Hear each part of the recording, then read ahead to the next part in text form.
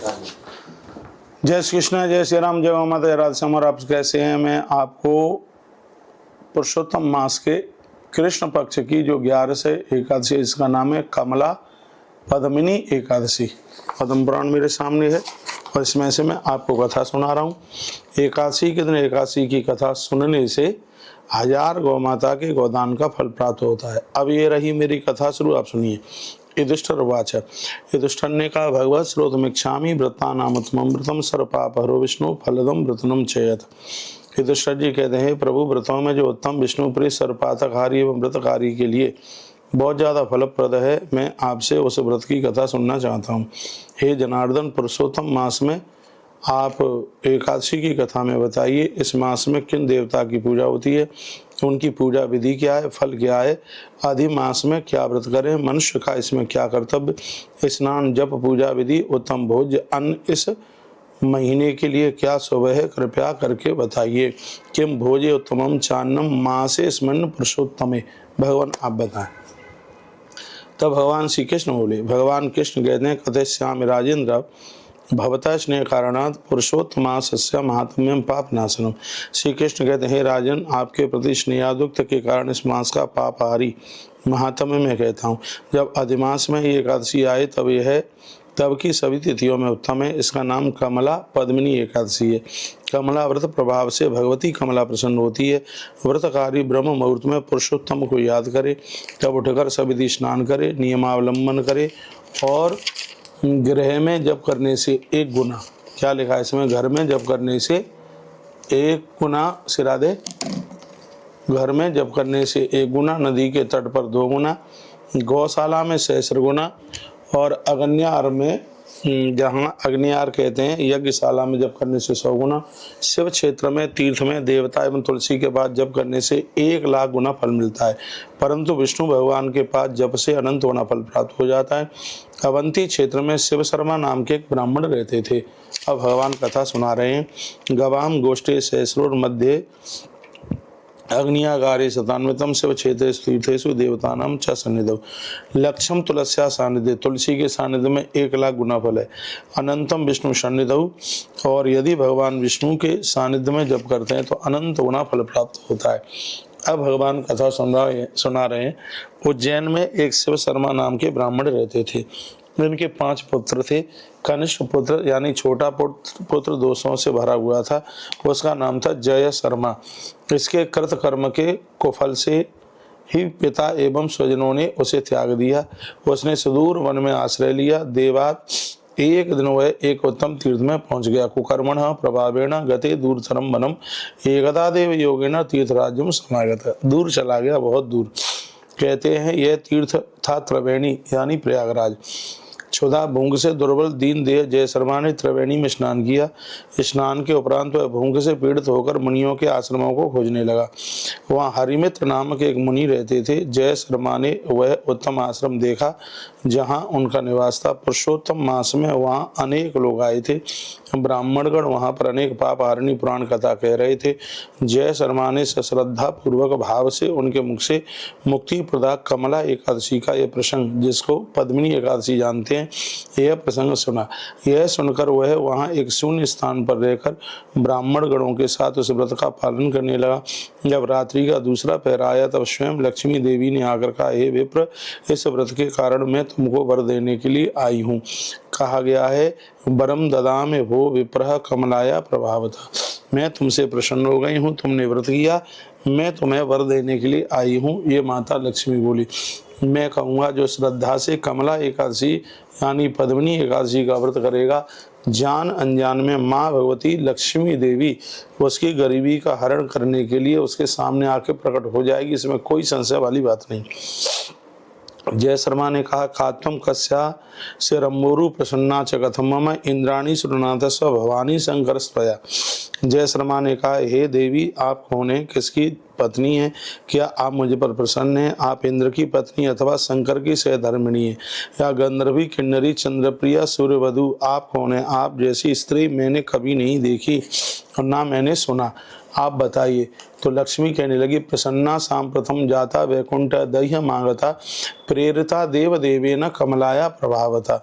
माता लक्ष्मी कहती है कि मैं लक्ष्मी हूँ, प्रसन्न होकर वैकुंठ से आई हूँ। कमला व्रत यानी तुमने पद्मिनी एकादशी व्रत किया है, इसलिए भगवान नारायण ने मुझे तुम्हारे पास भेजा है। पुरुषोत्तम मास में प्रथम पक्ष में जो कमला तिथि एकादशी है, तुमने प्रयाग में मुनियों के साथ उसका अनुष्ठान किया। इस प्रभाव से मैं तुम्हारे वश में हो गई हूँ। तुम्हारे सभी वंशधर ध्वज प्रवर होंगे। मेरी कृपा से वे सभी लक्ष्मी लाभ करेंगे, धन उनको मिलेगा। यह मैं तुम्हें सत्य सत्य कहती हूँ। माँ लक्ष्मी ने कहा। तब ब्राह्मण जय शर्मा ने कहा, प्रसन्ना यद मे पदमे व्रतम विस्तृतो वद यद कथास प्रवर्तन्ते साधवो ये जनाध्वज। ब्राह्मण जय शर्मा ने कहा, हे माता, आप यदि मेरे प्रति प्रसन्न हैं तब ये साधु द्विजगण जिन कथा में तन्मय हैं, आप विस्तार से वह कथा कहिए। तब माता लक्ष्मी कहने लगी, श्रोत्रणाम परमं श्राव्यम पवित्राणाम अनुत्तमम दुष्पन्नाशनम पुण्यम श्रोतव्यम यत्न तस्तथा। माता लक्ष्मी कहने लगी, यह परम श्रव्य है, पवित्र से भी पवित्रतम है, पुण्य का आख्यान है ये कथा जो मैं सुना रही हूँ। श्रद्धा युक्त मानव इसे एक श्लोक आधा श्लोक का भी पाठ कर लेता है कि उसके कोटि कोटि पाप जल करके राख हो जाते हैं। जैसे पंचीगणों में गरुण, नदी में गंगा, तिथियों में पुरुषोत्तम मास, महीनों में पुरुषोत्तम मास और तिथियों में एकादशी बहुत ज़्यादा शुभ है। जिसने भारत में जन्म लेना चाहे वो इसी कामना से नारायण अर्चन करते हैं। ऐसे व्यक्ति का पूजन स्वयं ब्रह्मा देवता आदि करते हैं। जो पुरुषोत्तम मास करता है, पुरुषोत्तम मास की एकादशी का उपवास करता है। तान चियंती सततम ब्रह्मध्या देवतागणा। ऐसे स्त्री पुरुष की पूजा स्वयं देवता करते हैं, ऐसा लिखा है। ये पी नाम पराये च हरि कीर्तन तत्परा हरि पूजा पराये च ते कृतार्थ कलौ युगे। इसमें वर्णन किया गया है, जो पुरुषोत्तम भगवान के नाम से जप करता है, इस एकादशी का व्रत करता है, हरि कीर्तन करता है, हरि की पूजा करता है, कल काल में वह व्यक्ति कृतकृत हो जाता है। एकादशी दो हैं, एक कृष्ण पक्ष की है, एक शुक्ल पक्ष की है। गृहस्थों के लिए दोनों एकादशियों का व्रत करना जरूरी है। पहले से एकादशी फिर बाद में द्वादशी लग जाती है एकादशी में तो व्रत अद्भुत हो जाता है, और कहीं पर उसमें त्रयोदशी भी लग जाए तो त्रिस्पर्शा हो जाती है। ऐसी एकादशी की महिमा बहुत ज़्यादा है। एकादशी में निराहार रहकर अगले दिन आहार करें और ओम नमो भगवते वासुदेवाय इस मंत्र का जप करें। लेकिन अमुम मंत्रम समुच्चार्य देव देवस्य चकरण भक्त भावेन तुष्टात्मा उपवासम समाचरित। भक्ति भाव से यह व्रत किया जाए। फिर कहते हैं कि गीत वाद्य के द्वारा रात्रि में जागरण करें और तत्पश्चात द्वादशी के दिन तुलसी का वंदन पूजन करते हुए तुलसी तोड़े नहीं, तुलसी का पूजन करें और तुलसी के द्वारा अपना पारण करें। पंचामृत से जनार्दन यानी भगवान गोपाल जी को स्नान कराएं। पंचामृत के द्वारा पंचामृतेन संस्नाप्य एकादश्याम जनार्दन द्वादश्याम छप्पाए स्नानाम द्वरे सारूपस्मृति।